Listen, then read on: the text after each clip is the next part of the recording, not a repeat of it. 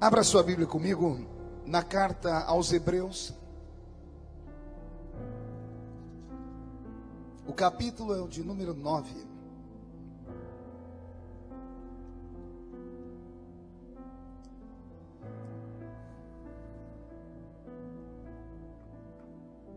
Epístola aos Hebreus, capítulo de número 9.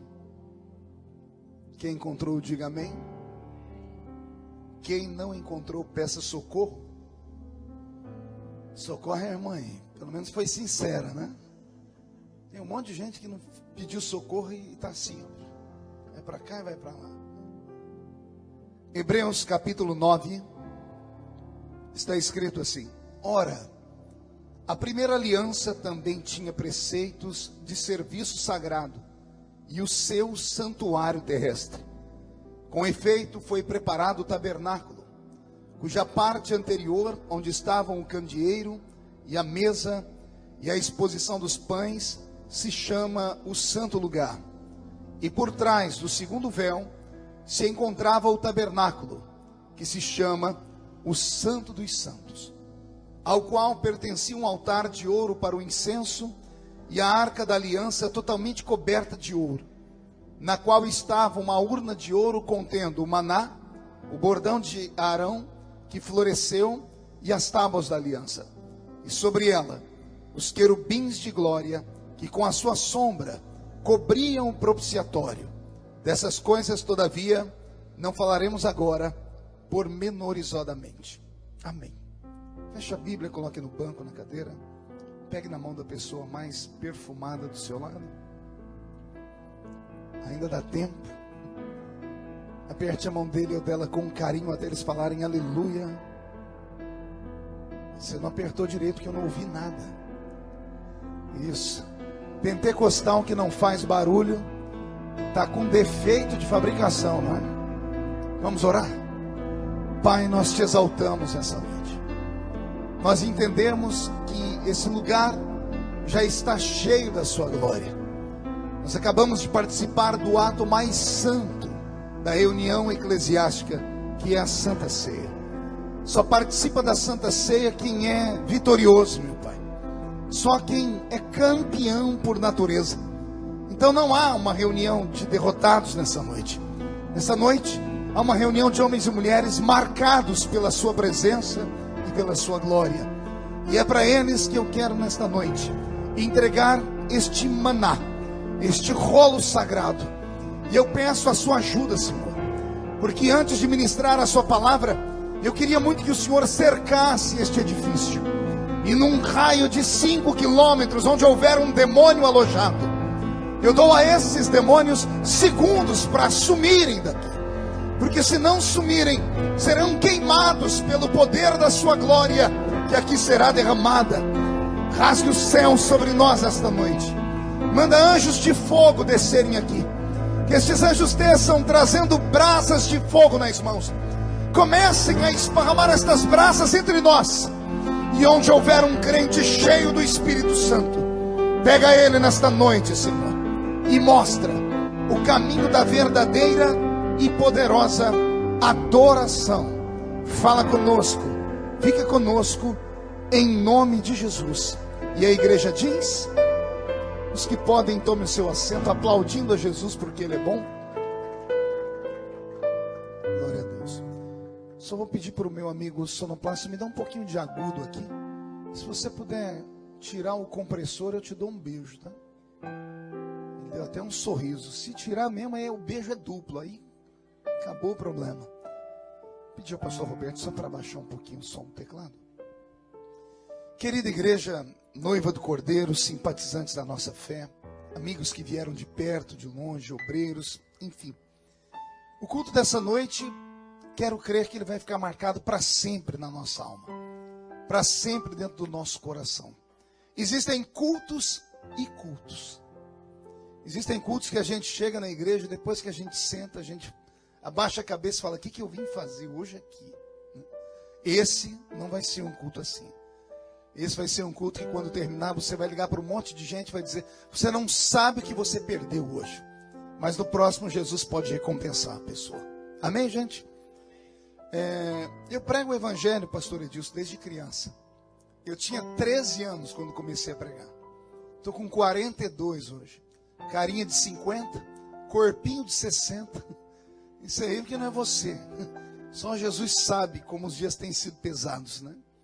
Mas desde a minha infância até hoje, eu não tenho memória de nenhum culto que Jesus tenha faltado da reunião.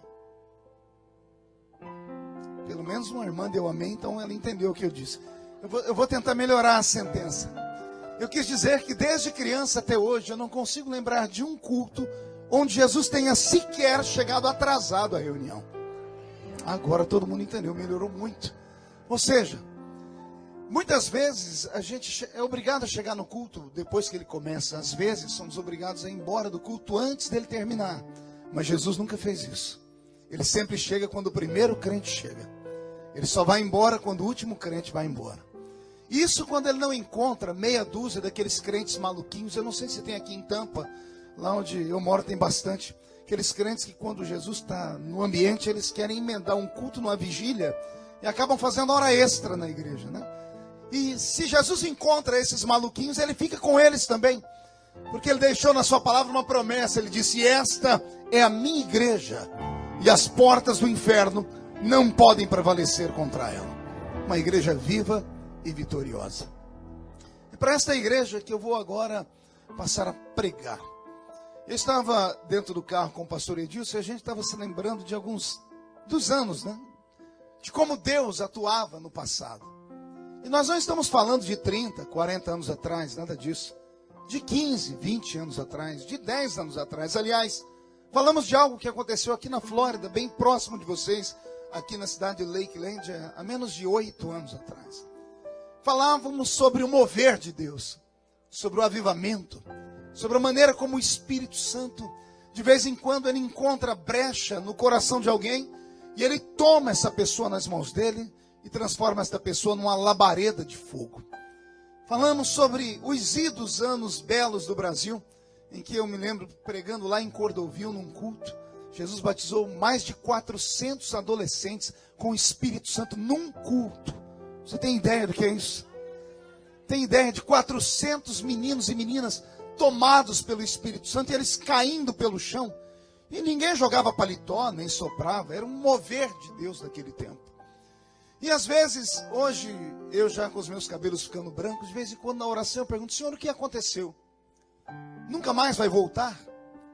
Hoje, calhou de falarmos sobre o assunto, Edilson. E daquele espaço que você me buscou até aqui, o Senhor veio falando no meu coração. E o Senhor disse para mim: eu sou o mesmo de ontem. Sou hoje e serei eternamente o mesmo Deus. O Senhor me disse: não sou eu que mudei. É o meu povo que mudou. E o meu povo mudou demais da conta. Dia desse eu estava lá no Brasil, numa entrevista ao vivo, numa rádio muito ouvida. E entrou um desses crentes que aqui não tem, só tem lá.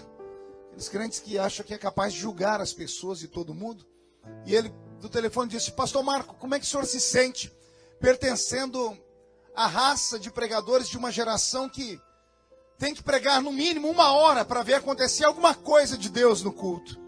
E ele explicou, ele disse: eu venho de uma época que o pregador mal cumprimentava a igreja com a paz do Senhor e o culto acabava de tanta glória que descia. Eu não sei se alguém aqui veio do Brasil e foi evangélico no Brasil e viveu os momentos do Pentecoste pleno naquela terra. Não sei se alguém aqui participou de congressos assim.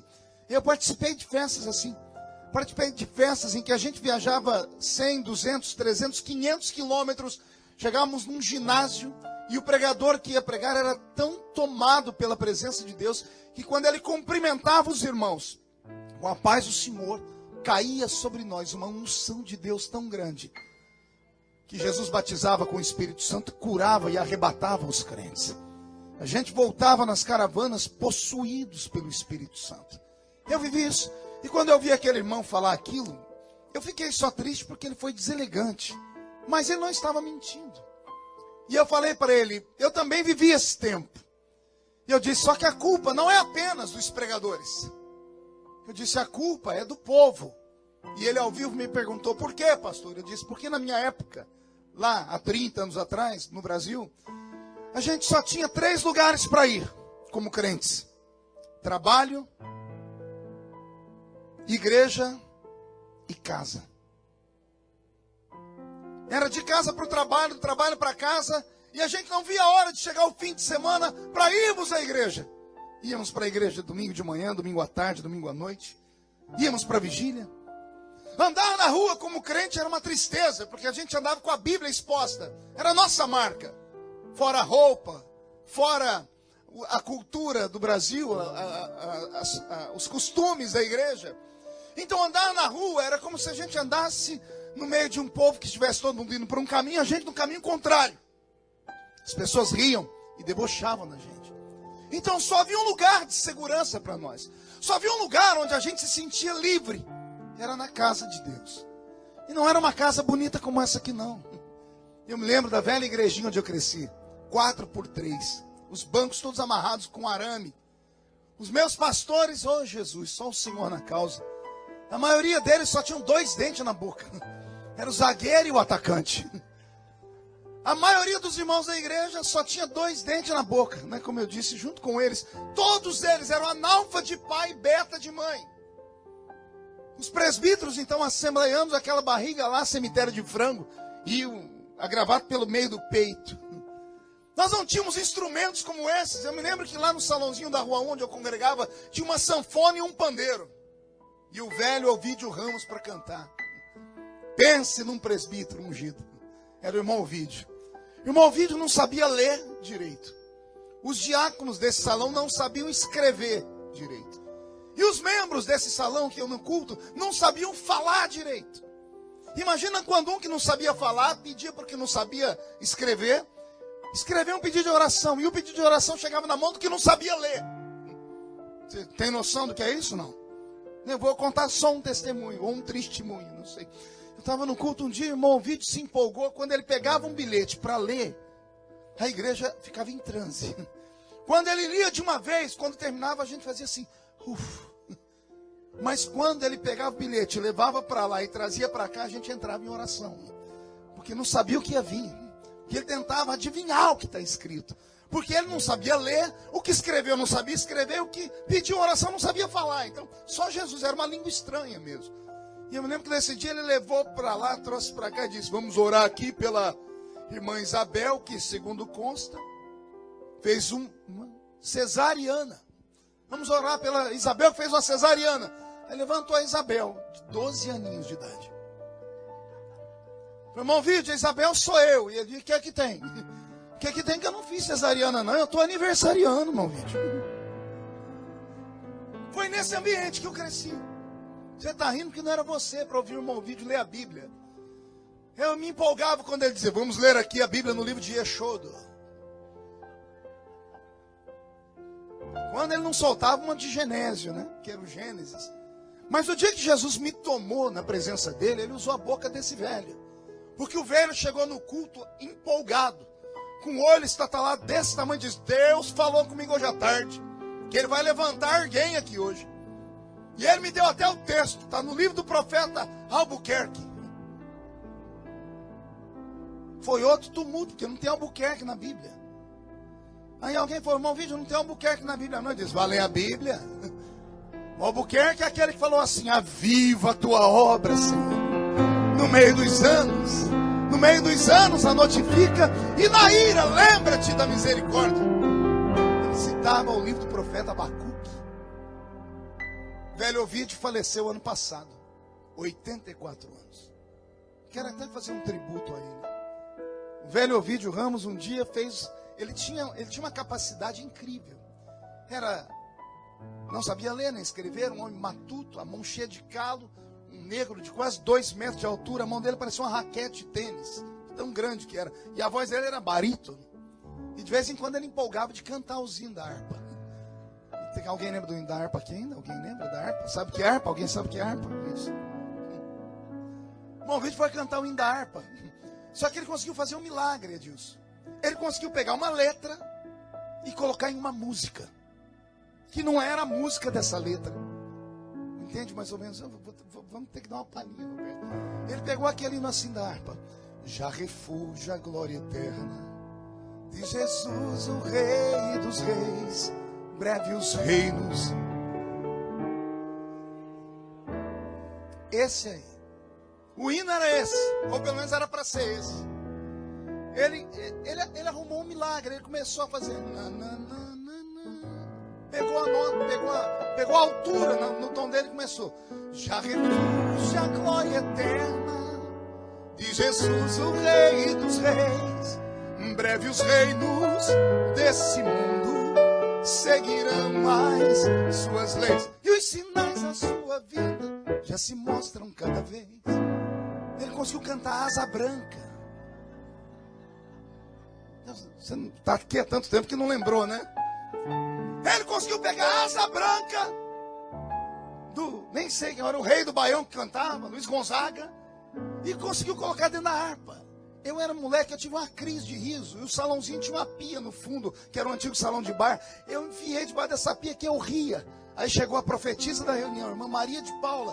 Chegou a mim, você está rindo o quê, menino? Eu falei, não estou rindo não, irmão, o vídeo está cantando um louvor. Pois é, você não está vendo que ele está cantando um cântico espiritual? Caiu um fogo no salão. Jesus até batizou com o Espírito Santo. Mas era um tempo de simplicidade. Um tempo de glória.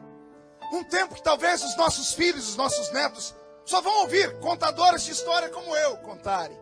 A não ser que haja entre nós nesta noite um desejo imenso de fazermos a oração de Jeremias, quando escreveu o livro das Lamentações, no capítulo 5, no verso 21, quando ele chorando, viu o futuro através de uma luneta telescópica e espiritual, viu que Israel caía no esquecimento dos milagres do seu Deus, e ele gritou para Deus dizendo, renova os nossos dias como antes. Renova os nossos dias como antigamente. E o que isso tem a ver com Hebreus capítulo 9, pastor? No capítulo 9 da carta aos Hebreus, nós temos uma revelação que transcende o pensamento humano. Peço a atenção de todos, porque é um presente para vocês essa mensagem. No capítulo 9 da carta aos Hebreus, o escritor, que é desconhecido, que não é pelos teólogos catalogado, há quem diga que foi Paulo, há quem diga que foi Apolo, o escritor desse livro, mas ninguém sabe ao certo. Era alguém que tinha uma visão muito poderosa do seu Deus. E enviou uma carta para Israel, é uma carta para os hebreus. É uma lembrança dos idos dos tempos em que Deus havia visitado aquele povo. E no capítulo 9, o escritor deste livro faz questão de dizer que o que Israel tinha como fonte de adoração na terra, nada mais era do que um modelo do centro de adoração que havia no céu. No capítulo 9, no verso 1, o escritor diz, assim como há um centro de adoração terrestre, há também um centro de adoração celeste. Ele estava falando do momento em que Moisés, um homem de carne e osso como eu e você, resolveu fazer uma oração. A oração dele foi essa: eu rogo para que o Senhor me mostre a sua glória. Imagine um homem de carne e osso que viveu milhares de anos antes de nós, que sentia uma necessidade de ter uma experiência profunda com Deus. Ele subiu no alto de uma montanha e olhou para o Senhor e disse assim: eu não quero apenas ver a sua nuvem, eu não quero apenas ouvir a sua voz, eu quero me envolver na sua glória. Eu quero que o Senhor me mostre a sua glória. E Deus olhou para ele e disse: vou te mostrar. E a glória que Deus mostrou para ele foi algo tão excitante, tão poderoso, que dias depois, quando ele desce daquela montanha e vai falar com Israel, o rosto dele resplandecia. E o rosto dele resplandecia porque ele passou uma temporada fora da terra. Ele passou um período de jejum anormal. Moisés é um homem da Bíblia que fez o maior jejum da história. Ele fez um jejum de 80 dias. Você vai encontrar isso em Deuteronômio capítulo 9. Ele orou com o Senhor em jejum 40 dias, recebeu as tábuas da lei, desceu do alto da montanha. Ao chegar no pé da montanha, ele viu o povo adorando um bezerro. Ele quebrou as tábuas e tornou para o monte de novo. E mais 40 dias, e mais 40 noites, não comeu pão e nem bebeu água. Um homem que passou 80 dias de jejum, ele só pode ter sido sustentado por algo que na terra não existe. A glória de Deus o alimentou. E como os homens do século 21 conhecem uma matéria que os de antigamente não sabiam, que o homem é aquilo que o homem come. Não é isso que se ensina por aí? As irmãs que fazem dietas, não é isso? O homem é aquilo que o homem come. Ele desceu do alto da montanha brilhando, porque ele não comeu nada na terra. Ele se alimentou da glória de Deus. Ele não apenas viu, ele entrou dentro dela e se alimentou dela. E ao descer de lá, a glória de Deus resplandecia sobre ele. Eu creio que o meu Deus não mudou e que ele pode fazer isso ainda hoje. Alguém acredita nisso? Então dê só um grito de glória a Deus bem alto para acordar quem estiver do seu lado, e uma salva de palmas a Jesus de Nazaré.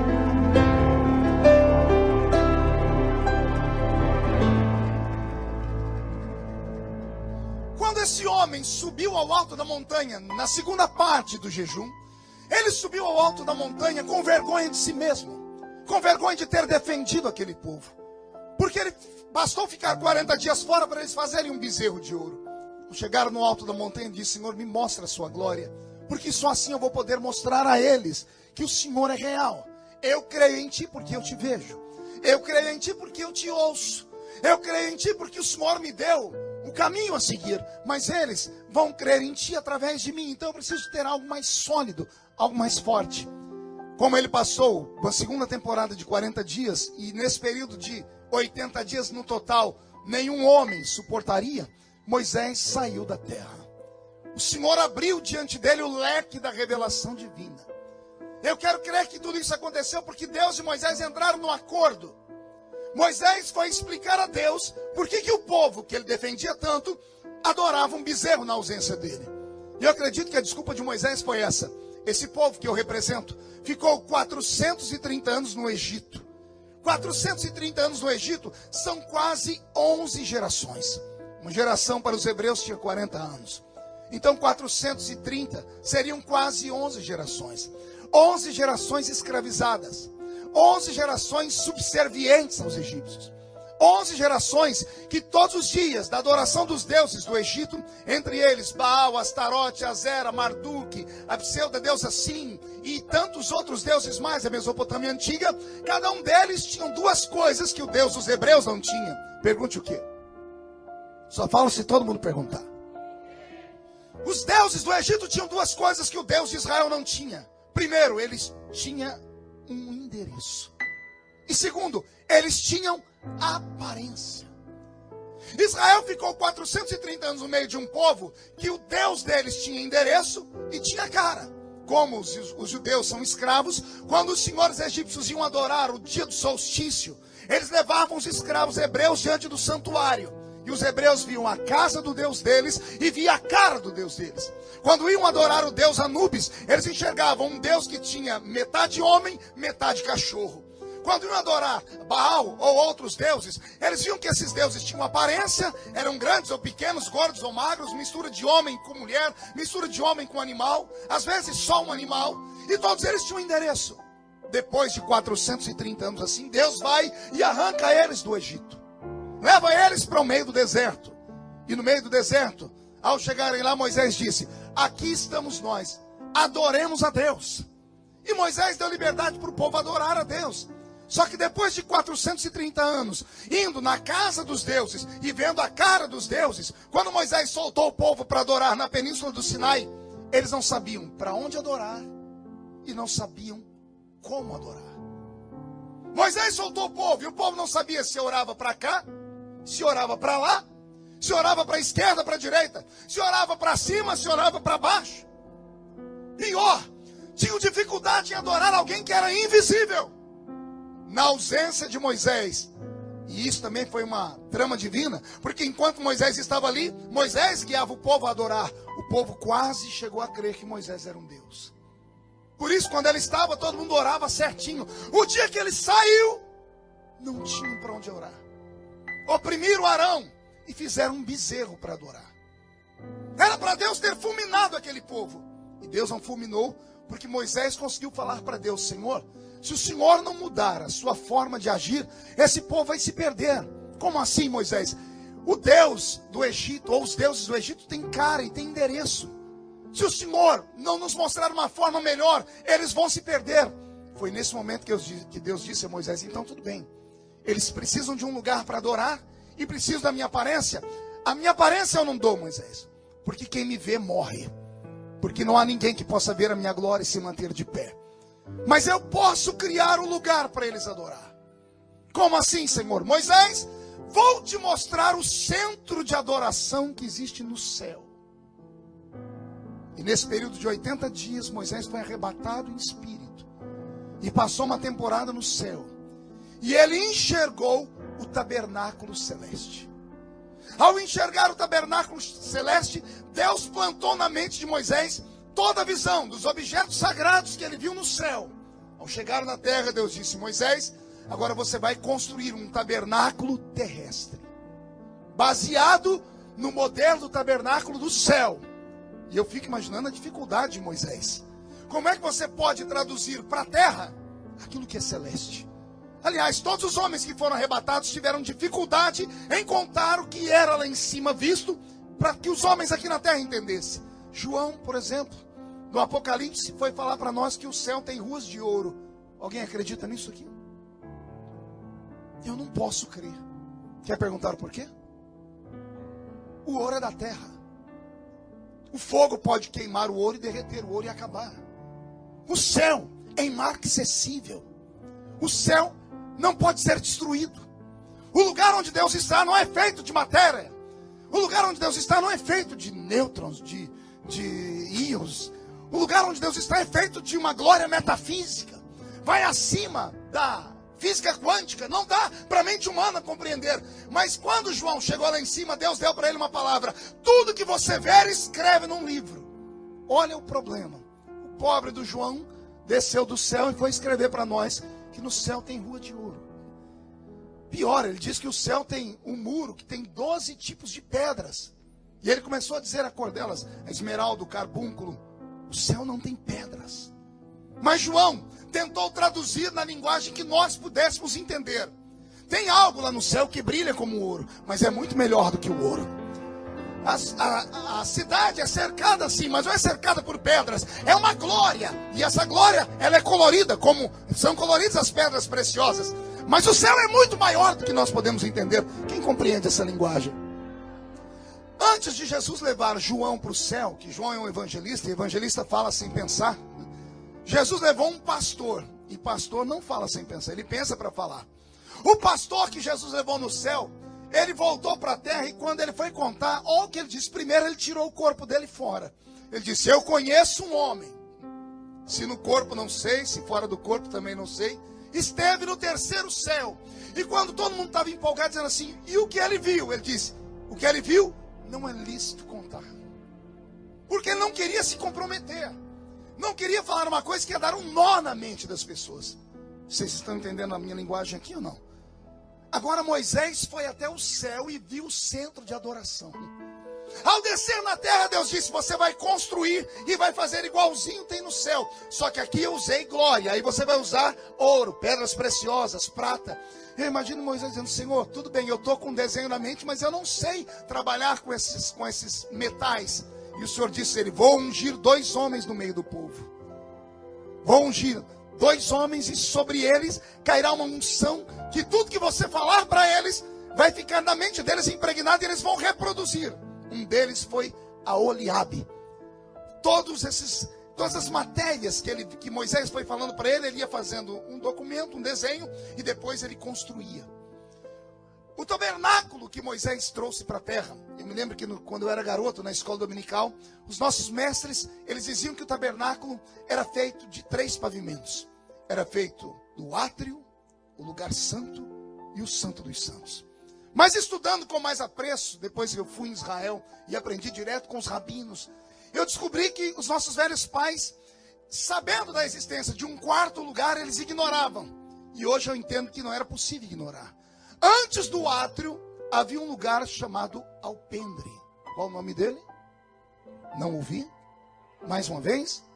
Você consegue memorizar os 4 lugares então que existem no tabernáculo?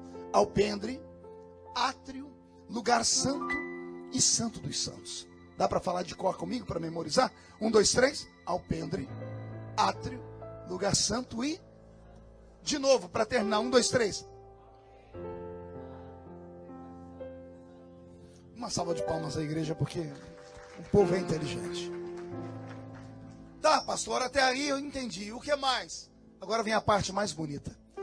Quando Deus revelou a Moisés o tabernáculo, e todos nós pensamos como Deus revelou num dia, no outro dia já estava pronto, a gente acha que foi em 24 horas. Na verdade, a construção do tabernáculo levou quase 30 anos. E nesses 30 anos, e tudo isso a propósito, Deus deu também a Moisés uma missão que essa era praticamente impossível. Pergunte por quê? Porque reproduzir a matéria é fácil. Mas o lugar de adoração não era feito só com matéria.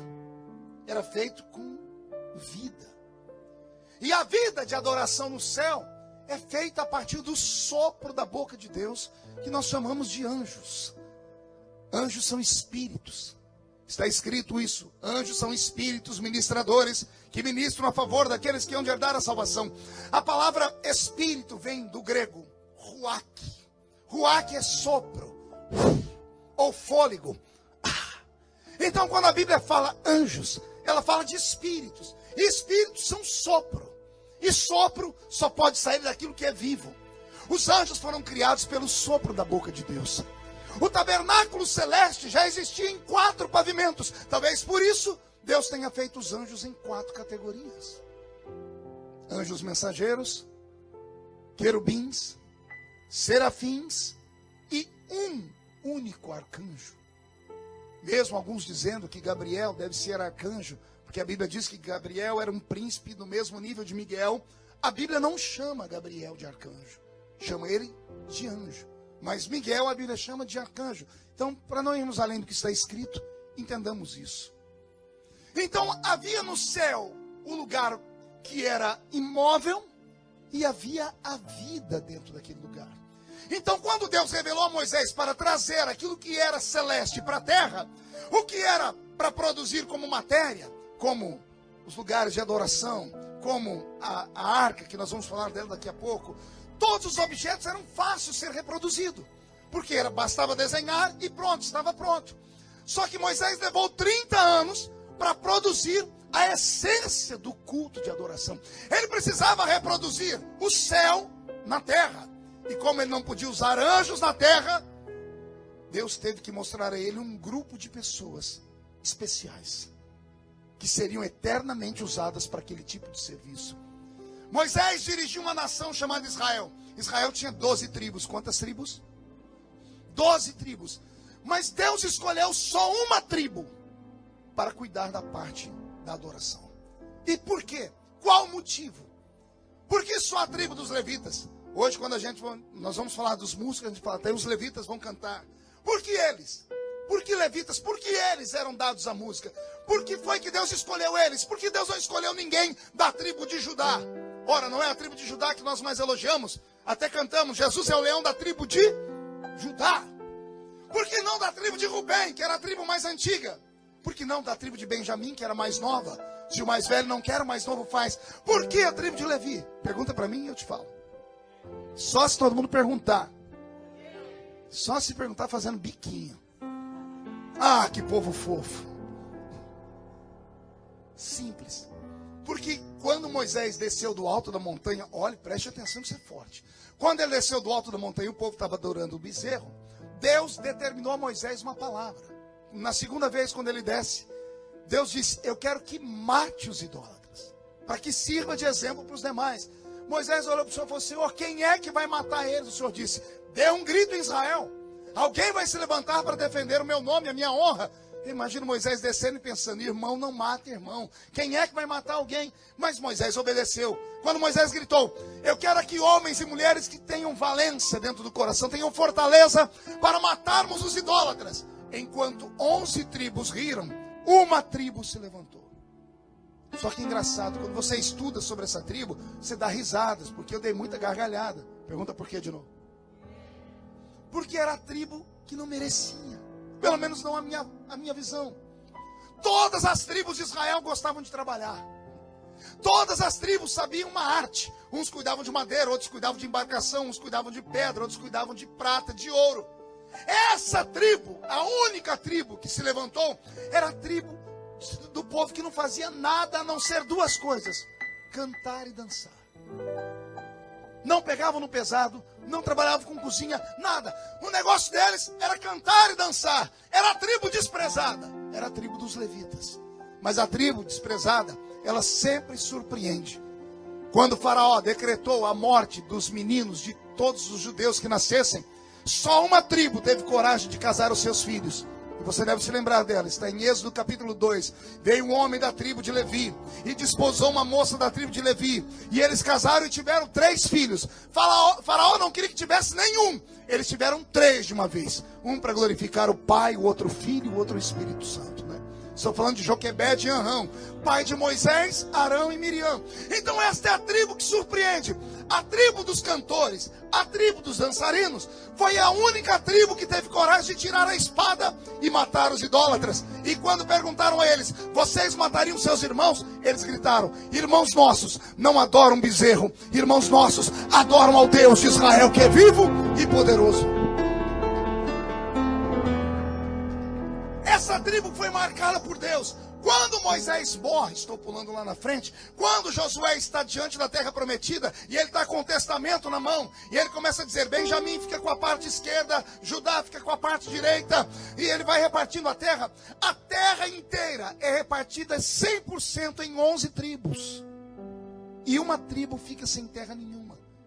Quando todas as outras tribos estão rindo, dizendo: está vendo, é o que dá a matar seus irmãos, Josué saca do bolso um testamento especial e diz: a única tribo que não recebeu nada na terra, para ele a herança é diferente. Moisés deixou escrito: a herança dos levitas é o próprio Deus de Israel. Quem vai sustentar, colocar o pão na mesa do levita sou eu, diz o Senhor. Quem vai cuidar da roupa do levita sou eu, diz o Senhor. Para o levita eu só faço uma ordem: adorem ao meu nome de manhã até a noite. Não deixe o fogo se apagar lá no altar. E enquanto fizerem isso, eu estarei entre vós. Quem pode dar uma glória a Deus por isso? Agora que Deus escolhe a tribo dos levitas e marca elas, Moisés tem 30 anos para treiná-los. Pergunte no quê? Para saber onde é que cada um deles poderia estar. E aqui vem a parte mais linda. Bastava nascer levita, bastava ter o sangue de levita, que além de você não ter que pegar no pesado, você tinha um direito que nenhum dos outros judeus tinham, que era subir no alpendre. O alpendre era feito com uma escada pequena, parecido com esse. O alpendre era feito para destacar as pessoas das demais pessoas. 11 tribos de Israel, por mais poderosas que fossem, ficavam aqui embaixo. Para subir no alpendre, estou falando só no primeiro degrau, tinham que chegar de mão cheia. Tinham que trazer uma oferta em ouro, prata. Tinham que trazer farinha, óleo. Tinham que trazer um boi ou uma junta de bois. Se fizessem isso, subiam no alpendre. De mãos vazias, não podiam se apresentar diante do Senhor. Todavia, se fosse levita, só por ter nascido levita, podia passear no alpendre. Podia caminhar por ali, de mãos vazias. Por quê, pastor? Porque a oferta do levita era a sua própria vida. Ele era uma oferta viva ao Senhor. Quem entendeu, dá glória a Deus. Então milhares de levitas, repita comigo, milhares, podiam subir no alpendre. Todavia, tinham alguns levitas que caminhavam pelo alpendre e olhavam a parte primeira que Moisés fez, que chamava-se átrio. E eles queriam subir no átrio. E aí procuravam Moisés. Moisés, a gente gosta de andar aqui nesse alpendre, mas e para ir no átrio, o que tem que fazer? Aí Moisés passava a lista. O menino tem que ser separado aos 5 anos de idade. E tem que estudar até os 18. 13 anos com a cara fincada no livro de Levítico. Tem que decorar 613 leis. E se purificar. Então, os levitas que nasciam levitas já eram privilegiados por irem no alpendre. Quando ouviam dizer, não, para subir naquele átrio ali, tem que estudar demais, tem que gastar a sua vida, tem que abandonar a sua adolescência, tem que abandonar os seus sonhos, os seus princípios, os seus futuros. A maioria dizia, não, só por ser levita já está bom, eu fico no alpendre mesmo. Mas tinha uns que dizem, não, eu quero ir para o átrio. Esses que iriam ir para o átrio, perdiam a vida deles. Não namoravam, não sonhavam, não iam para a universidade, não brincavam na rua com os amigos. Eles fincavam a cara no livro até decorar aquilo que Deus havia dito. Quando eles conseguiam decorar, aí subiam ao átrio. E ao chegar no átrio, recebiam uma nomenclatura. Pergunte qual? Levita mor.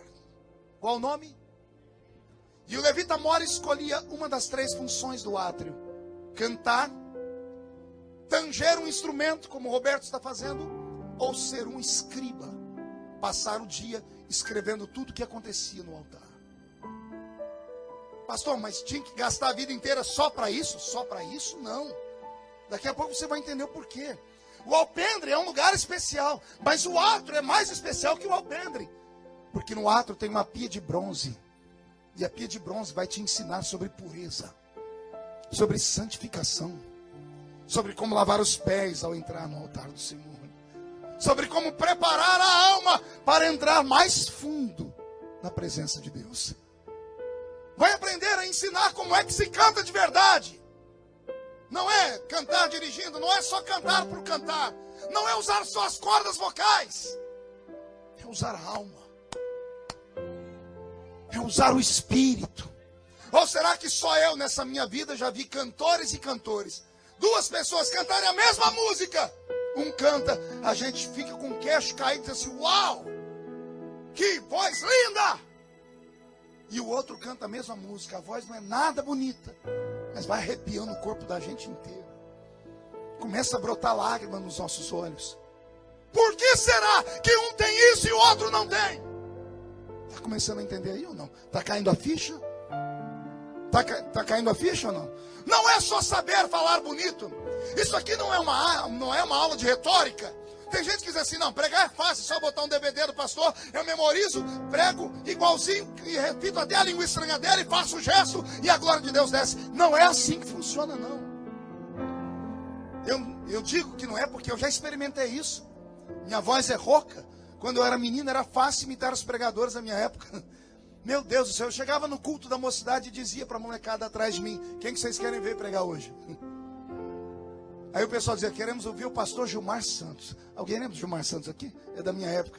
Era um pregador goiano lá, que ele prega, parece um locutor de rodeio. Eu encarnava um pastor Gilmar no púlpito. Eu dizia assim, meu Deus, meu Jesus querido, ai meu Deus. Eu decorava a pregação dele, eu imitava ele inteirinho. Só que tinha uma diferença.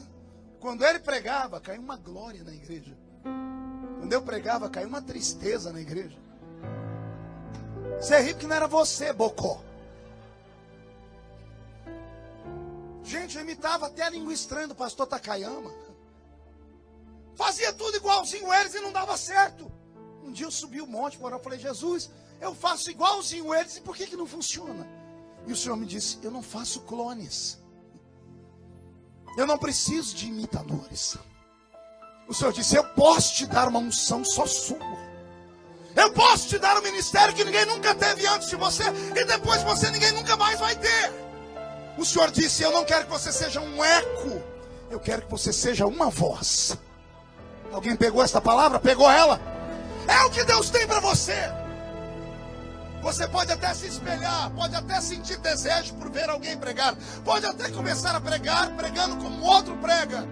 Mas se você quiser ir mesmo onde Deus quer que você vá, você tem que se aprofundar. Deus tem coisas para te mostrar que nunca mostrou a homem nenhum. E eu vou repetir, Deus tem algo para te dar que nunca deu a homem nenhum nessa terra.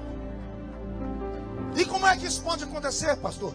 Quem sabe se você começar a mudar o seu jeito de ser. Você já tinha que ter um espelho aqui às vezes. Eu estou na minha igreja, estou pensando em botar um espelho. Eu sou pastor de um ministério. Eu queria que os crentes vissem a cara deles durante o culto. Sangue de Jesus tem poder. Tem umas pessoas aqui que você está pregando, você está olhando para isso, é perigoso a gente ter um infarto do miocárdio. A pessoa está com uma cara feia, parecendo que foi batizada num pote de vinagre. Você tá, é sério, o olho da pessoa está seco, igual o olho de sapo que morre no dia de enchente. Pior, a boca está travada. Uma boca de aço, uma língua de ferro e um queixo de concreto. Ih, pastor, pega leve, não pego. Porque essas pessoas geralmente são as que mais murmuram. São as que mais dizem, eu vou sair dessa igreja porque aqui não acontece nada, aqui não busca nada, aqui... Não é isso, não é o ambiente, é você. Você é o veículo de Deus na terra. Você que tem o poder de atrair a glória de Deus para essa terra. Não basta entrar numa reunião como essa e esperar que uma andorinha sozinha faça verão. Com todo respeito, eu não vou nem olhar para não humilhar a pessoa, mas eu já olhei umas 3 vezes, tem uma irmã ali atrás que ela não para de lixar a unha, caramba. Nós somos um culto. Isso aqui não é um salão de beleza, não é um teatro. Aqui ainda é a casa de Deus. Aqui há um mistério a ser revelado numa reunião como essa. Há algo sobre-humano que pode explodir sobre a sua vida. E você, querendo ou não, esse é o caminho. Posso ouvir um grito de glória a Deus ou não? Agora é a hora do teste, quer ver? Só quem crê, levante a mão direita para o céu. Agarre o ombro de quem está do seu lado. Agora é a parte mais difícil. É para agarrar. Agarrou. Chacoalha a pessoa até ela ficar irritada. Vai, tira ela do lugar. Não faz. Joga a culpa em mim e fala, é o maluco ali que está mandando. Chacoalha. Diga para ela, Deus te trouxe hoje aqui para isso. Para sacudir a sua vida. Para sacudir o seu ministério. Deus te trouxe aqui para sacudir a sua experiência. Deus quer te dar algo que Ele nunca deu a ninguém, mas para isso você tem que dar pelo menos um grito de glória a Deus.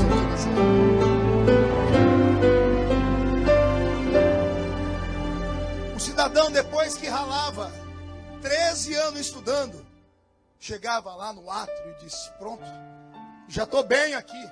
Tinha uns que diziam assim, eu achei que não ia chegar, viu? Mas tocar aqui, cantar e escrever já está muito bom. Mas no meio daqueles, tinha uns que olhavam para dentro. Não ficava olhando só para o que deixou para trás. Tinha uns levitas que olhavam para dentro. Respire fundo e olhe para mim. Ao olharem para dentro, eles enxergavam o lugar santo. Diga comigo, lugar santo. E quando olhavam o lugar santo, eles gritavam, Moisés, como é que faz para entrar no lugar santo? Aí Moisés disse, mais 12 anos de preparação. Só entra no lugar santo se tiver 30 anos. Os levitas que já cantavam e tocavam, diziam assim, gente, chega, já estudei 13 anos, já está bom demais aqui. Mas tinha uns curiosos. Geralmente os curiosos são atrevidos. E Deus ama gente atrevida. Vou falar de novo. Deus ama gente maluca. Deus ama gente tantã. Porque os tantãs fazem coisas que os normais não fazem. Eu estava num congresso no Brasil e um pregador brasileiro falou assim, a Assembleia de Deus era o centenário, eu fui um dos pregadores, eu quase desviei. O pregador assembleiano, no aniversário da minha igreja, foi dizer assim, a Assembleia de Deus esses 100 anos falhou. Falhou porque ela gerou crentes esquizofrênicos. Me deu uma raiva. Porque eu sei o que é esquizofrenia. Esquizofrenia é gente maluca. Eu ia pregar no dia seguinte, falei, Jesus, me segura que ele está perdido, que amanhã é a minha vez. À noite eu não conseguia dormir, falei, Jesus, o que eu faço? O homem me chamou de louco, esquizofrênico é gente maluca. E o Senhor falou comigo, filho, o que é um esquizofrênico? Eu falei, Senhor, isso é o tripé da psicologia, coisa mais simples que existe. O que sustenta a mente de um ser humano é um tripé. Um normal só vê o que todo mundo vê. Uma pessoa normal só escuta o que todo mundo escuta. E uma pessoa normal só sente o que todo mundo sente. Quando uma pessoa começa a ver o que o outro não está vendo, manda ele para o Instituto Santa Teresa em São Paulo, amarra uma camisa de força nele. Quando alguém está ouvindo vozes, manda para o manicômio. E a pessoa está num calor desgraçado, ela está com uma blusa de frio, alguém diz, uma interna que está doente. Porque ela está sentindo que ninguém sente. Eu falei, Senhor, isto é uma pessoa esquizofrênica. O esquizofrênico, ele ouve vozes. O esquizofrênico, ele vê visagens, visões. O esquizofrênico sente o que ninguém sente. Isso é esquizofrênico. O Senhor disse, então ele não está errado. E por que não? Porque eu tenho alguns esquizofrênicos. Como assim, Senhor? O Senhor disse, vou te mostrar a maior mente do Novo Testamento. Depois de Jesus, a maior mente, a maior psique do Novo Testamento chama-se Paulo. E Paulo, quando escreveu para a igreja mais louca que ele plantou, eu disse igreja o quê? Não ouvi? Pergunte por quê? Para chegar na igreja, na porta da igreja, você era obrigado a pegar uma senha. Pergunte para quê? Para saber que hora que você podia profetizar. Porque todos os membros da igreja tinham dons. E todos profetizavam. Você consegue imaginar um culto desse jeito? Não, eu vou te encarnar um culto. Estamos aqui agora na igreja de Corinto. Olha para o irmão que está do seu lado esquerdo, mas olha de canto de olhos, cuidado. Esse aí é profeta. Olha o da direita. Esse interpreta línguas. Olha o que está atrás de você. Esse cura os enfermos. Olha o que está na sua frente. Esse tem dom de discernir espíritos. Olha o que está lá naquele outro canto. Esse tem o dom de operação de maravilhas. Todos os membros da igreja de Corinto tinham um céu dentro deles. E quando Paulo viu que esses crentes não eram normais, as outras igrejas perguntavam, por que eles têm e nós não temos? Aí Paulo escreveu o capítulo 2, versículo 9 da primeira carta aos Coríntios. Aquilo que os olhos não viram. Esquizofrenia. Aquilo que os ouvidos não ouviram. Esquizofrenia. Aquilo que não subiu ao coração, palco dos sentimentos. Esquizofrenia. Aquilo que ninguém sentiu. É o que Deus preparou para aqueles que o amam.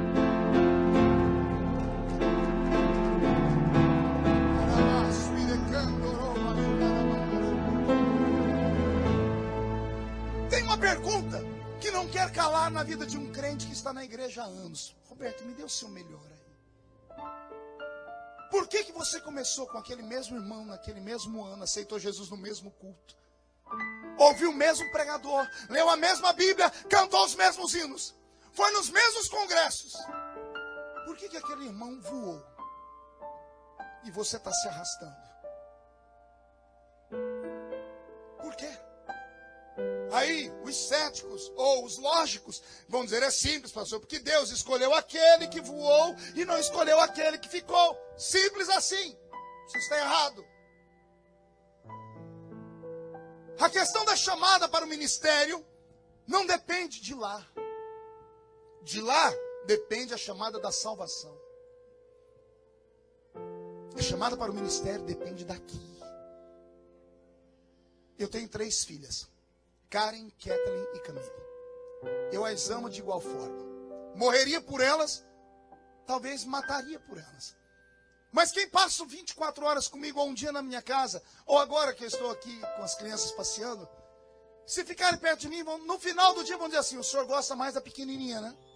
Da rapinha do tacho, da Camille, né? E eu sou obrigado a sentar com a pessoa e explicar. Eu falei, não, você está errado, não sou eu que gosto mais dela.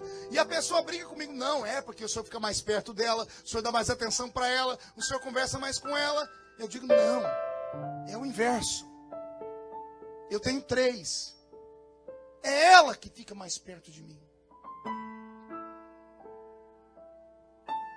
É ela que fica me abraçando toda hora. As outras fazem, mas são na delas. A Karen tem 19 e a adolescente está naquela fase que só Deus para guardar.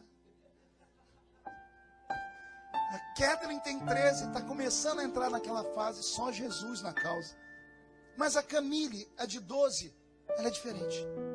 Se ela entrar aqui dentro, em 5 minutos ela conquista a igreja inteira. Esses dias eu estava terminando um culto na igreja, a igreja de mãos erguidas para cima, puxaram meu paletó e eu olhei Camille. Falei, o que você quer, filha? Falei, deixa eu dar a bênção apostólica. Falei, mas já quer dividir o ministério? Calma, calma, filha, dá um tempinho. Um dia eu cheguei em casa, cansado de viagem, joguei minha mala no chão, lá vem a Camille correndo, que ela veio, trombou com a minha perna, agarrou a minha perna, me deu um beijo e ajoelhou no chão. Eu assustei, falei, que foi, filha? Ela ficou de 4 no chão, olhou para mim com aqueles olhos desse tamanho e disse assim, miau. O que é isso, Camille? Eu sou seu gatinho, papai. Se esfregou de lá para cá. Eu arrumei um problema nesse dia, pergunte por quê. Todo dia que o Camille faz uma arte, ela é levada da breca. As outras duas são movidas a pilha Rayovac. A Camille é pilha alcalina. Toda vez que ela faz uma arte, uma peraltice, eu grito com ela, Camille, ela se joga no chão e faz miau. Não consigo ficar bravo. Hoje mesmo, ela quebrou o celular. Acabei de comprar um celular para ela, falei para o pastor. Arrebentou o celular. Subiu aqui a ver, porque eu sou filho de português com espanhol. Só Jesus na causa. Fiquei bravo, dei uma bronca nela. Daqui a pouco vem ela, me abraça de cá, me beija de lá, mas me ganhou de novo. Não sou eu que procuro mais ela. É ela que me procura. Tem um Deus aqui nessa igreja, que é o mesmo meu. Ele salvou a mim, salvou você também. Ele me deu dons para pregar como deu aos senhores. Mas por que alguns de nós parece que ele escuta mais? Ou será que só eu tenho uma irmã de oração para quem eu ligo na hora que eu estou no vento e no vale? Será que só eu conheço um profeta? Quando o negócio está perto do profeta, entra aí na brecha porque o negócio... Por que a gente liga sempre para alguém? Geralmente a gente não lembra dessas pessoas na hora da festa. A gente não lembra dessas pessoas para passear. Mas na hora do vale, é dessa pessoa que a gente lembra. Por quê? Não é que Deus escolheu ela. Ela escolheu Deus. O que faz um culto ser diferente, com glória, com gritos, com aplausos, não é essa história, não. Estamos hoje no novo mover. Não é nada de mover. Não, pastor, é que eu era ignorante no Brasil. Lá eu não sabia nem ler, nem escrever. Aqui não, aqui a gente está mais para frente. Agora eu falo até 2 idiomas. Pastor, eu amadureci na América. Amadureceu uma vírgula. Você enferrujou. Você deixou que algum tipo de espírito maligno entrasse em você e roubasse a chama do fervor do espírito. Eu prego e sinto que aqui dentro tem pessoas que já subiram um monte, oraram, fizeram loucuras em cultos. Se as pessoas te vissem como você era antes, agora vão dizer, o que aconteceu? Morreu? Eu sei que viver aqui não é fácil. Eu sei que suportar o peso da luta longe da família não é fácil. Eu sei que ser testado nesse país não é fácil. Mas você não pode se deixar vencer por isso. Você tem uma promessa. Senão não estaria aqui nesse país.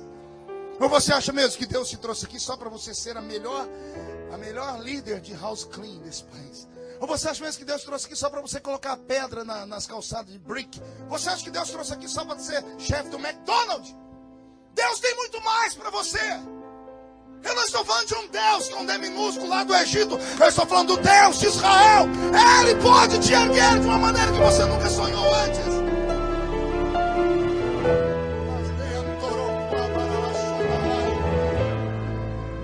Nós estamos desvanecendo. Eu vi que hoje a irmã que estava orando, liderando a oração no início, eu dobrei meu joelho, fiquei orando, daqui a pouco eu olhei para cima e vi uns ajoelhados, outros sentados, braços cruzados, olhando o relógio, para ver que hora que começa o culto. Como é que Deus pode operar no nosso meio, gente? Seja sincero consigo mesmo. Como é que Deus pode fazer alguma coisa conosco, se nós não fazemos nada? Se a gente entra aqui dentro como um miserável que caiu de uma mudança, senta aqui e vai, manda, Senhor, manda tudo. Não é primeiro vem a nós. Primeiro o reino. Quer ver a glória do Senhor? Tem um preço. Tinha gente no átrio que queria ir para o lugar santo. Moisés disse, estuda mais 12 anos. E teve gente que ia. E esses deixavam de ser levitas para aos 30 anos ser consagrado a sacerdote. Aí o sacerdote, ele passava pelo alpendre, onde tinha milhares. Passava pelo átrio, onde tinha centenas, porque já tinha um filtro. Estudar 13 anos para chegar no átrio, ninguém queria. Mas o grupo que ia. Então eram milhares de levitas no alpendre. Centenas no átrio. Dessas centenas, só algumas dezenas queriam entrar no lugar santo. Quando entravam no lugar santo, eles se perdiam na glória. O primeiro presente que eles recebiam era uma tal de espevitadeira. Dá para falar essa palavra comigo? Se falar 3 vezes, está batizado com o Espírito Santo, né? Espevitadeira. Que negócio é esse, pastor? Quando eu morava lá na Vila Tatu, minha mãe ficava sempre falando, não, quando passar o homem do gás, você escuta se ele vai gritar, olha a agulha. E quando ele gritava agulha, eu chamava, mãe, o homem da agulha está aí. Aí minha mãe corria lá e chamava, moço, eu quero uma agulha. E aí eles vendiam uma agulha para desentupir o bocal do fogareiro. Alguém lembra disso no Brasil? Não? O fogão caía óleo onde cai a chama, ia tapando os buraquinhos. É igual um chuveiro quando vai entupindo. Você compra da loja, chove, o jato vem com força. Daqui a pouco vai entupindo um, entupindo o outro, por causa do cloro. Aí de vez em quando você tem que ir lá e limpar aqueles buraquinhos. Isso era para desentupir o fogão. A espevitadeira era um negócio parecido com esse. Só que não era para desentupir fogão. A primeira ordem de um sacerdote, ao entrar dentro do lugar santo, era andar em linha reta. Porque à esquerda estavam altares de sacrifício, à direita a mesa do pão da proposição, mas ele tinha que andar em linha reta, porque lá na frente, entre o lugar santo e o santo dos santos, tinha um véu, que de véu não tinha nada, pesava 1 tonelada. E antes daquele véu, tinha uma mesa e em cima dela havia um menorá, um castiçal de 7 braços. O que tinha dentro daqueles castiçais era óleo de oliveira batida. Azeite batido. O azeite batido virava espuma. A primeira lâmpadazinha foi Deus que acendeu. Aí o sacerdote tinha que pegar a lâmpada o fogo de cá e jogar para cá até acender tudo. Todos os dias quando ele chegava lá, antes das 6 da manhã, ele subia em linha reta, passava pelo átrio primeiro, tomava um banho e entrava. Ia lá na frente, tirava a espevitadeira da cintura. E às vezes tinha apagado 1, 2, 3. Eu li livros que dizem que chegaram a apagar 6 lâmpadas. Isso dava um desespero neles, por causa da noite fria, por causa do azeite que ia endurecendo. Aí o sacerdote tirava aquela espevitadeira da cintura e fincava naquela canaleta que estava entupida. E quando ele puxava de uma vez, o óleo espirrava. Ele espirrava no de cá e o fogo daqui pegava no de cá. Ele ia fazendo isso até incendiar as 7 lâmpadas. Oh Deus, manda sacerdotes. Caia sobre nós esta noite, esta unção sacerdotal.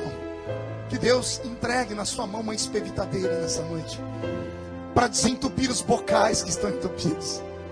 O bocal onde fluía a profecia, a interpretação de línguas. Eu creio que Deus ainda tem isso para dar. Quem crê que Deus ainda tem isso para dar? Quem dera Deus te desse isso nessa noite, e você pudesse desentupindo essas canaletas e se incendiasse tudo de uma vez. Depois que ele fazia isso, ele guardava aqui a espevitadeira e pegava uma vassoura, ia lá na mesa, ia lá no altar onde haviam sido sacrificados animais, e ele ia tirando as cinzas. Diga para o seu irmão, precisamos tirar as cinzas. Tem algum mineiro aqui? Oxi. Roberto, você está dormindo aí? Que o pessoal está rindo de você. Ele consegue tocar dormindo, gente.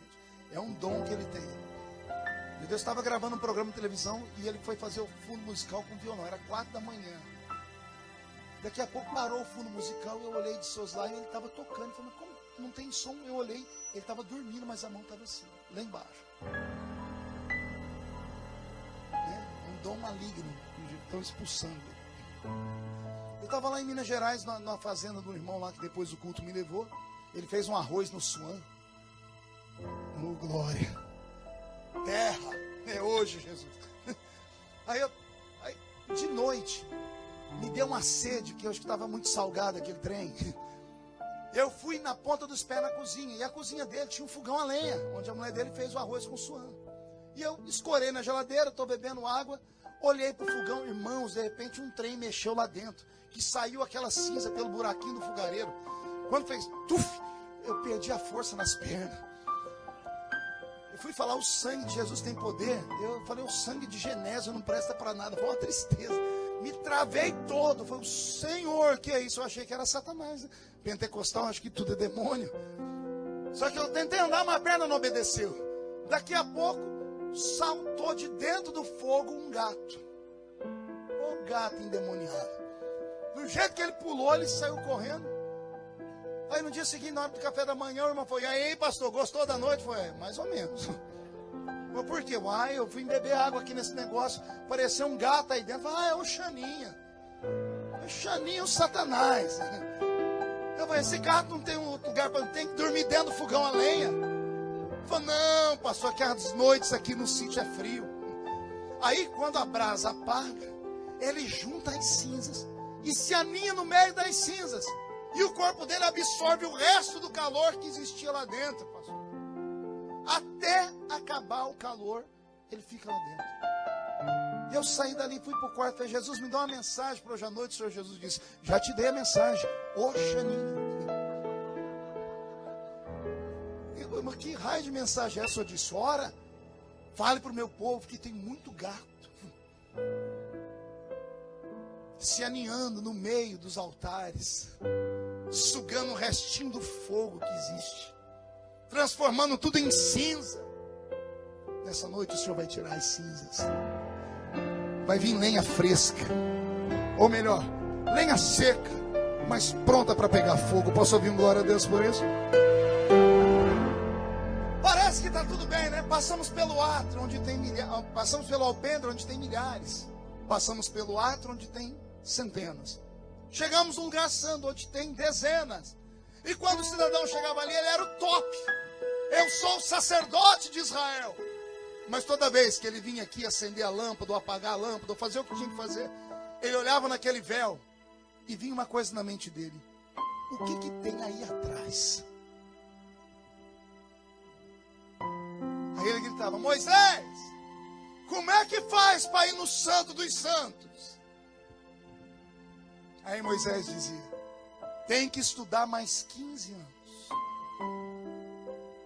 Porque só entrava atrás do véu do templo com 45 anos de idade. E o ministério sacerdotal terminava aos 50. Só 5 anos o homem podia ser um sumo sacerdote. Qual o nome? Então vê com o seu irmão se ele decorou: levita, levita mor, sacerdote e sumo sacerdote. E quem era esse tal de sumo sacerdote? Esse era o cara. Uma vez por ano esse cidadão colocava uma roupa diferente. Uma estola sacerdotal branca por baixo, uma roupa colorida por cima. Nas pontas dessa roupa colorida haviam campainhas e romãs. Cada vez que ele se mexia, batendo, ia fazendo barulho. Blém, blém, blém, blém, blém. Esse homem usava na cabeça uma mitra.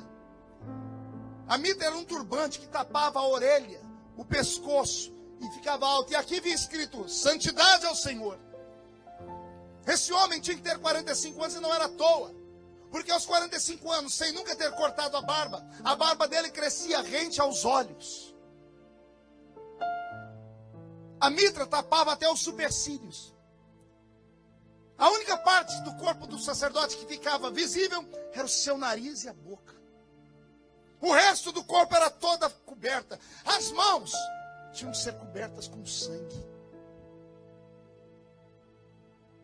Para entrar lá atrás, amarrava uma corda na cintura dele. E quando menino na Assembleia de Deus me ensinaram que aquela corda era para caso ele morresse lá dentro. Ninguém podia entrar lá, então ele tinha que ser arrastado. Descobri depois que isso é conversa fiada. Pergunte por quê? Nenhum sumo sacerdote morreu até hoje na história. E segundo, eles tinham que montar e desmontar. Para montar e desmontar, tinha que entrar lá dentro. Então não era isso. A corda era para outra coisa. Que eu queria que Jesus colocasse uma corda em você hoje também. Eu já vou explicar. Esse cidadão, uma vez por ano, com a mão cheia de sangue, o corpo todo fechado. Mais uma coisa que ele tinha, que poucas pessoas percebem. Salmo 133. Ó quão bom e quão suave é que os irmãos vivam em... É como o óleo precioso que desce sobre a barba de... o primeiro sumo sacerdote. A barba do sacerdote era untada com óleo todos os dias. Imagine você ungir a sua barba durante 15 anos. A barba era empastada, era colada. Então aquele óleo não era só para estética do cheiro. Aquilo era uma proteção. Protegia o rosto, a boca, o queixo e o pescoço. Vocês já vão entender o motivo. Quando esse homem era amarrado numa corda, os sacerdotes iam dando corda, abriam o véu do templo assim, para não olharem lá dentro, e ele entrava lá dentro. Ao entrar, os sacerdotes do lado de fora, que estavam no lugar santo, iam dando corda. Iam dando corda como? No barulho. Conforme ele andando, ia bater nas campainhas das romãs. Ao entrar atrás do véu do templo, só havia uma coisa lá. A arca da aliança. Em cima da arca, o propiciatório. Em cima do propiciatório, 2 querubins, que ficavam com as asas sobrepostas uma à outra. E já você vai entender o motivo.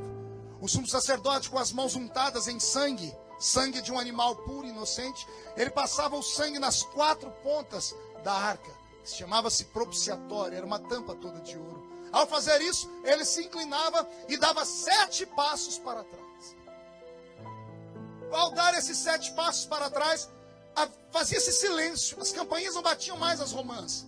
Ele se inclinava, os sacerdotes que estavam no lugar santo percebiam que o barulho parou, olhavam a corda não mais se movia, eles se ajoelhavam no lugar santo. Os levitas do átrio viam esses sacerdotes no lugar santo ajoelhavam no átrio.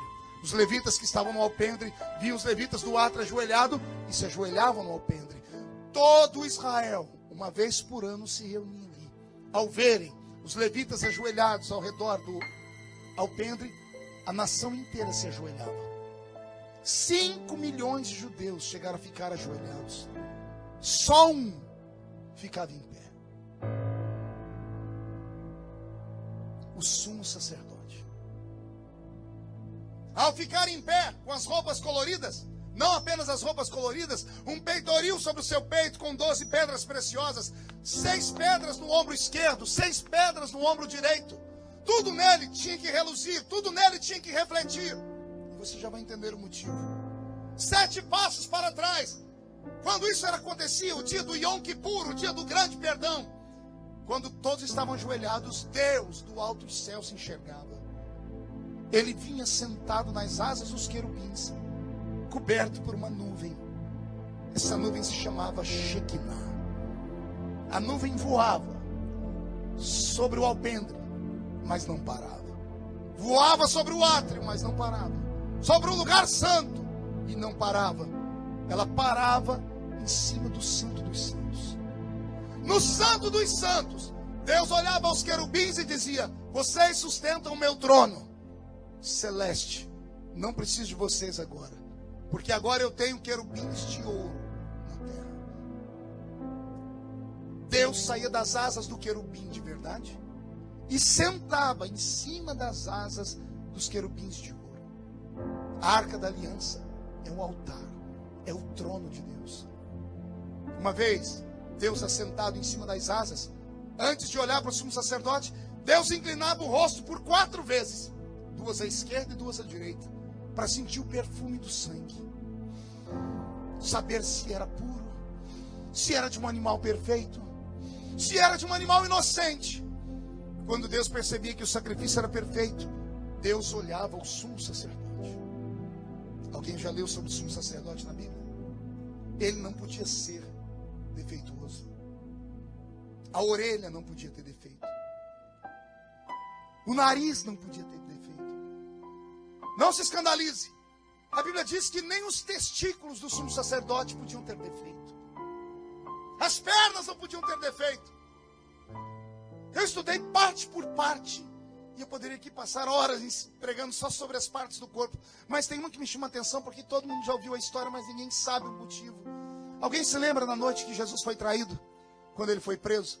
Antes de ser preso, um soldado do sumo sacerdote estava olhando para Pedro, e os dois saíram no tapa. E Pedro arrancou uma espada e deu no pescoço do homem. O homem era bom, tinha reflexo, tirou o rosto e arrancou a orelha dele. Quem se lembra dessa história? Por que Jesus catou a orelha dele? Olha que coisa linda. Porque naquele momento Jesus foi pegar a orelha do homem e colar de novo. Você vai descobrir que aquele soldado era um soldado do sumo sacerdote. Na verdade não era soldado, era um guarda, era um levita do templo, que sob a ordem do sumo sacerdote Anás e de Caifás, foi lá prender Jesus. Como todo levita, ele se espelhava no sumo sacerdote dele. O sumo sacerdote diz: vá prender aquele homem porque ele é um infiel. Ele foi, segundo a palavra do seu sumo sacerdote. O sonho de todo levita, pelo menos desse que era fiel ao sumo sacerdote, era um dia ser sumo sacerdote também. Só que quando Pedro bateu a espada na orelha dele, e a orelha caiu no chão, não caiu só a orelha, caiu o sonho dele. Porque para ser sumo sacerdote, a orelha tinha que ser perfeita. Jesus olhou para o coração daquele levita e viu que ele não estava ali porque ele queria. Foi a maneira de Jesus dizer assim: ninguém perde o ministério quando me segue. Jesus foi lá e catou a orelha dele. Jesus não catou só a orelha, Jesus catou o ministério dele. Jesus catou o sonho dele. Jesus pegou tudo que estava morrendo para ele e colocou no lugar. É o que Jesus vai fazer com você nessa noite aqui nesse lugar. Agora que o homem está olhado, observado dos pés à cabeça, Deus olhava para ele e dizia: avisa ao meu povo que haverá paz, saúde e prosperidade nesse ano que entra. Isso era em fração de segundos. O mesmo Deus que desceu, subiu. Agora vem a parte bonita. Por que o sumo sacerdote se vestia tanto? Por que tanta coisa colorida? Por que tanta coisa com pedra preciosa? Por que tanta coisa tecida em ouro? Por que a mão dele tinha que ficar tapada com vermelho? Por que a barba dele tinha que ser untada com óleo? Tudo isso era uma mensagem subliminar para aqueles que almejam o episcopado. Tudo que havia no sacerdote fazia com que a glória de Deus, porque quando Deus descia, a glória dele descia junto. A glória de Deus batia no sumo sacerdote, mas não ficava. Batia, e do jeito que batia nas pedras, as pedras refletiam a glória de volta. Como ele estava inclinado, a glória batia nas pedras dos ombros e voltava para ele. Como batia na cor branca, a cor branca não retém a luz, ela devolve. Era a maneira de Deus dizer: você chegou até aqui, você é o melhor de todos. Você é diferente de todos. Mas mesmo esta glória eu não te dou. Eu revelo ela para você, mas você tem que me devolver ela. Maldito é o homem que acha que é dono de alguma coisa dentro de uma chamada divina. E infeliz é aquele que estriba em cima do seu talento de tocar, de cantar, até de pregar. Pior é quando ele chega num tempo de dizer assim: se eu não for, não tem culto. Se eu não tocar, não tem música. Se eu não pregar, a igreja acaba. Deixa eu te dar um recado. Essa igreja tem dono. E o dono dessa igreja está sentado entre os querubins esta noite. E os serafins estão cantando: Santo, Santo, Santo é o Senhor dos exércitos. E tampa está ficando cheio da minha glória. Termina aqui. Quando Deus descia, refletia a sua glória e falava, quando Deus ia embora, o sumo sacerdote caía em si. Alguém já teve uma emoção muito forte aqui? Daquelas assim de coração quase parado, deixar cair um prato no chão. No Brasil tem gente que morre quando tem o campeonato mineiro. Porque é uma emoção muito forte. Imagine você saber que você é o único ser humano do mundo com quem Deus conversa. Que você tem uma mensagem de prosperidade, saúde e paz para todo o seu povo.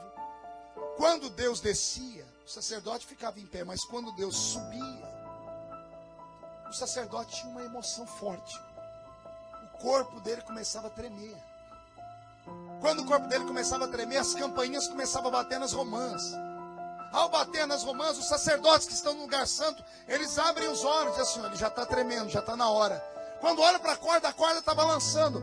O homem não dá conta de andar. Aí os sacerdotes que estão no lugar santo são obrigados a puxar o homem. Ele vem andando em transe. Ele vem daquele jeito que eu queria que Jesus te deixasse hoje. Sabe aquele jeito de Jesus, daquela maneira como Jesus te pegou? Você lembra quando você foi batizado com o Espírito Santo? Eu não sei você, mas eu quando fui batizado com o Espírito Santo, eu entrei debaixo do banco da igreja. Para me tirar debaixo do banco da igreja foi um Deus os acuda. Eu não conseguia falar mais a língua portuguesa, porque era uma glória indizível. O sumo sacerdote vinha debaixo dessa glória. Ele tinha que ser arrastado. E por onde ele passava, ia incendiando com temor todos os homens. Até que colocavam ele no alpendre. E no alpendre ele estendia a mão e dizia a Israel: assim diz o Senhor, este ano será um ano de prosperidade, será um ano de paz, e haverá saúde entre o meu povo. Alguém recebe essa profecia? Porque eu estou com o meu corpo todo arrepiado aqui.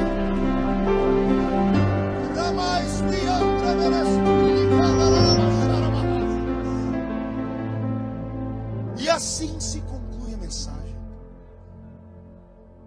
Resumo da mensagem. Eu estou pregando para os levitas que estão em Tampa. Todos os que estão aqui são levitas. Ou levita por nascimento, ou levita por vocação, porque todos são especiais para o Senhor.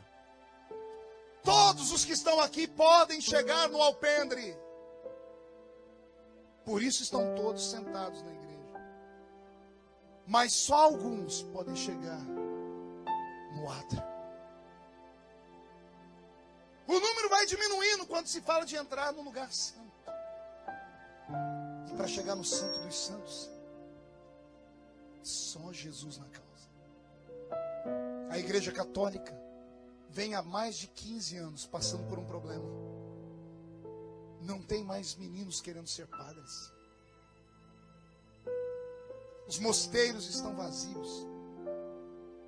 Papa Francisco tem feito mudanças na igreja para tentar atrair pessoas para darem seguimento ao apostolado católico. Não está diferente no nosso meio. Nossos filhos querem ser igual Ronaldinho Gaúcho. Nossas filhas no Brasil querem ser uma mistura de Angelina Jolie com Naomi Campbell. Nossos levitas querem cantar igual Justin Bieber. Nossas meninas querem dançar na igreja como se baila a Shakira. Nossas mensagens são fabricadas em forno micro-ondas, feitas às pressas, em 5 minutos, porque os crentes têm mais coisas para fazer em casa. Uma mensagem como essa de hoje, cumprida, a maioria está ficando aqui porque são educados, senão já tinham ido embora. É preciso acontecer algo urgente. Se não acontecer algo urgente, não haverá amanhã. Se Deus não fizer algo hoje, eu não sei onde nós vamos parar. E o que eu faço aqui hoje é um apelo. Tá vendo um garoto ali atrás? É seu filho? Esse que está aí, esse bonitão aí? É seu filho? É seu filho? Qual o nome dele? Victor? O Victor tem coragem de vir aqui? Pode vir aqui, Victor? Isso, chega aqui. Bonitão, hein? Meu Deus, eu achei que ele era pequenininho. Você vai ter que ficar aqui embaixo mesmo, porque o que eu ia fazer não dá. Qual a sua idade? 16. Eu comecei a pregar com 13. A minha geração aguenta qualquer coisa. Pode cair o mundo. Pode cair pastor, pode desgraçar, pode acontecer a miséria que for. A minha geração aguenta qualquer coisa. Pergunte por quê? Porque os nossos pés estão fincados numa rocha. Eu vi coisas. Eu ouvi coisas. Eu senti coisas desde a minha infância até hoje. Eu sei que Deus é real. Eu era um menino que cortava cana. Apanhava laranja, algodão e café. No meio de um caminhão de pau de arara. Mas lá na igrejinha pequena, tinha umas irmãzinhas que diziam assim: se você buscar Jesus, meu filho, Ele pode te colocar para pregar para príncipes. Hoje, além de ser pregador, já preguei em quase 80 países do mundo. No Brasil, acho que eu sou o único pregador que tenho o número de quase 17 milhões de DVDs esparramados por todo o mundo. Mensagens dubladas em inglês e espanhol. Escrevi 20 livros. Sou deputado federal. E virei o Brasil do avesso como deputado federal. E fui o responsável, para a honra e glória de Jesus, de elegermos esse ano que passou a bancada mais conservadora da história do Brasil. Porque todo mundo pegou uma carona na luta do Feliciano e colocaram a família em primeiro lugar. Os progressistas estão desesperados, dizendo assim, o Brasil vai recuar. Mas alguém teve que pagar um preço por isso. Jesus teve que levantar um sacerdote para isso. Eu aguento. Victor. E o Victor? Com 16 anos. Morando nesse país que já foi referência. Pode me abraçar? Você tem vergonha disso? Com as duas mãos. Vem cá. Ele tem idade para ser meu filho. E eu fico emocionado porque com a idade dele eu sabia o que eu queria na igreja. Com a idade dele eu não ia para shopping, eu não ia para jogar bola, eu não ficava com videogame. Eu ia para a igreja orar. Passava madrugadas orando. Ia para a escola dominical, depois cantava uns hinos com a juventude, a gente evangelizava entregando folheto. Eu sabia o que eu queria. Eu aguento. Mas e o Vitor? E a geração dele? E minhas filhas? Porque quando você vê, você tem a experiência que nós tivemos, você aguenta. Mas e eles? Incline a sua cabeça.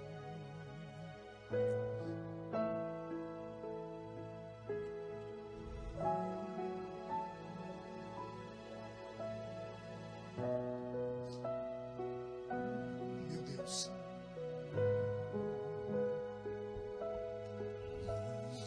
Ai, meu Deus. Não, Senhor, eu não sou saudosista. Não é ser saudosista, Senhor. É que as coisas estão perdendo sentido. Muda a sua igreja, Senhor. Porque eu acho que todos nós precisamos voltar ao primeiro amor.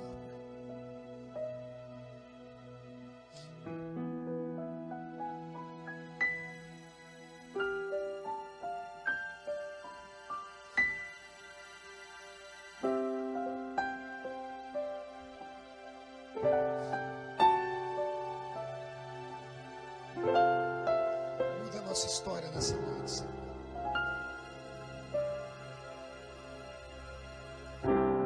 Quero voltar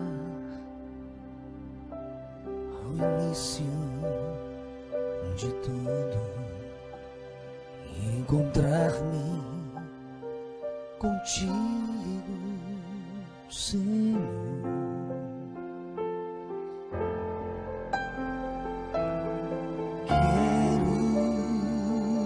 Rever meus conceitos e valores.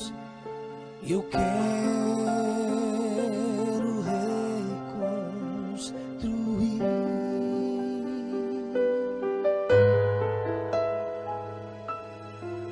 Vou regressar